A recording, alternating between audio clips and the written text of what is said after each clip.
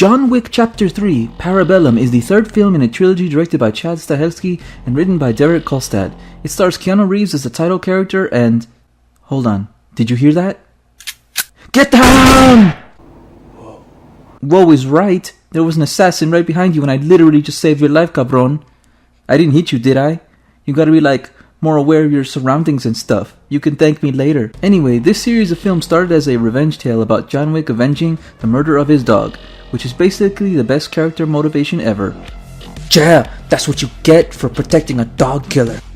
Now, in Chapter 3, he has to survive with a $14 million bounty on his head because in Chapter 2, he breaks the rules of his secret organization of fellow assassins. In this installment, Ian McShane and Lance Reddick are back as the main operators of the Continental Hotel, and Lawrence Fishburne returns as the Bowery King. Halle Berry has joined the cast as well, and yet another former Game of Thrones actor has entered the John Wick universe, but I won't spoil who it is. If you've never seen these films, the world of John Wick is a surreal one, a gritty neo-noir setting filled with stylish characters and action that feels very personal and raw. The action, in my opinion, is by far superior to most action films because of long, well-framed, incredibly well-choreographed scenes that show off tactical gunplay as well as strategic use of martial arts and that also take advantage of destroying interesting set pieces. This time they even got Yayan Ruhian and Sesep Arif Rahman from the Raid films, which are arguably among the best martial arts action films to come out in the last couple decades. No offense to the loyal fans of the Jason Bourne films, but I've never been a fan of the super close-up, shaky camera technique that cuts every 2 seconds. It's supposed to mimic intensity, but I find it disorienting and I can't really enjoy it,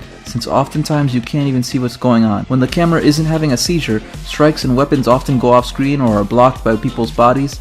Ultimately, the technique gets used as a way to hide lack of physical ability and as a convenient way to minimize the brutality caught on camera in order to keep a PG-13 rating. On the other hand, the John Wick films clearly take cues from Asian cinema, where it's emphasized to make sure the audience can clearly see an impressive physical feat rather than be tricked into thinking they're watching something that isn't actually happening. Like other John Wick films, Parabellum is R-rated and the camera is pulled back and angled so you can see where everything is at all times and catch all the brutal details.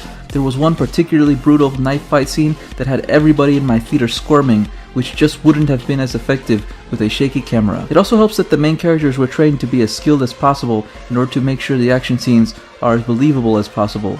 I was pleasantly surprised at how well Halle Berry did, and that's just a testament to her preparation. Plus, she uses dogs, so thanks to an already really likable actress for the dog representation. I feel all represented and stuff. I forgive you for Catwoman now. Watching John Wick is like watching a well-paced, violent dance, and even thematically the film dances between the contrast of extreme adherence to loyalty and order versus chaos and betrayal. The film is very self-aware, and the occasional tongue-in-cheek humor is there to remind you that this is meant to be a fun film that, besides its precise physical execution, doesn't take itself too seriously. Obviously, a lot of effort went into visually perfecting the action scenes, but at the same time the story is purposefully absurd and characters will occasionally do reckless things for the sake of escalation. Even so, I can't help but love it because even when a character makes a reckless decision, it usually serves as a catalyst to turn things up a notch and add even more slick action scenes. When killing is that gorgeous, any old excuse to kill more people is totally cool with me. Although I will admit there is at least one big decision that John makes in Parabellum that was a little too odd for even me to swallow. These films aren't really about making sure the story makes sense as much as they're about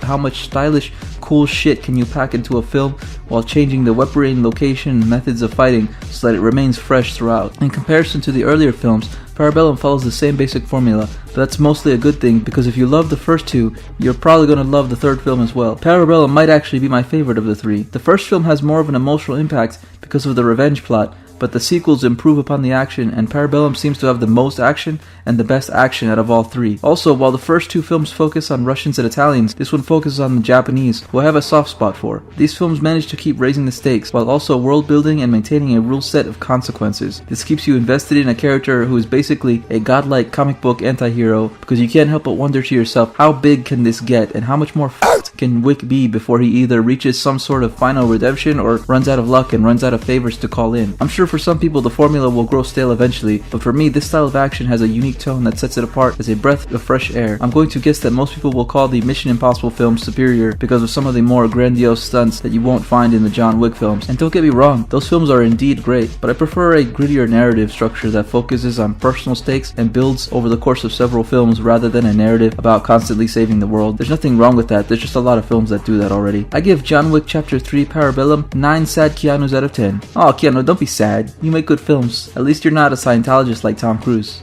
You're not a Scientologist, right? Here, have some Pikachus to brighten your day. Oh geez, now you're just making the Pikachu sad. At least you're not Season 8 of Game of Thrones. I still can't believe they're going to try to make another Bill and Ted movie. I don't really know how to feel about that. Do you think that could really work?